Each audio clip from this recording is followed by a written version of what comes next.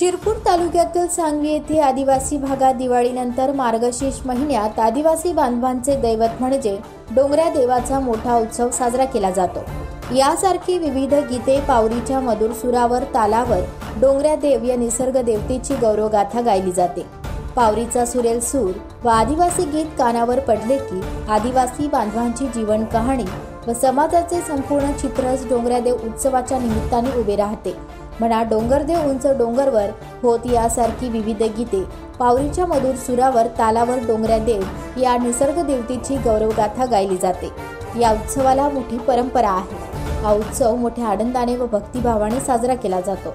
याच उत्सवाला भाया असे म्हणतात। शेतातील पीक चांगले यावे, घर संसाराची भरभराट व्हावी, तसेच निसर्ग देवता डोंगऱ्या देवाला बोललेले नवस्फूर्तीसाठी डोंगऱ्या देवाची पूजा शौर्या माऊली पुजारीच्या मंत्रोच्चाराने, भोपा माऊली देवाचा सेवक, डवरी माऊली, पावरकर व गावकरी मंडळी यांच्या साक्षीने मांडत असतात। या जीवनसृष्टीतील चिडी मुंगी पशुपक्षी व मानवाचे कल्याण व्हावे अशी विनवणी करून शौर्या माऊली पुजारी प्रार्थना करीत असते।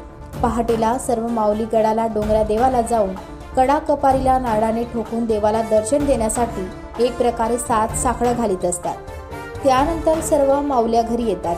त्यांच्या स्वागतासाठी गावातील ज्येष्ठ मंडळींसह महिला अबालवृद्ध वाट पाहत असतात। माऊल्या घरी आल्यावर देवाला कोंबडा बोकळाचा मान दिला जातो। संध्याकाळी गाव जेवणाचा कार्यक्रम भंडारा केला जातो व उत्सवाची सांगता होते। कार्तिक पौर्णिमेला आमचे हे डोंगरे देवाचा कार्यक्रम होत आहे।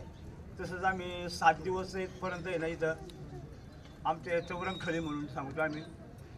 त्याच्यानंतर 7व्या दिवशी आम्ही पौर्णिमाच्या पहिल्या दिवशी आम्ही गड घ्यायला जातो डोंगरे देवाचा।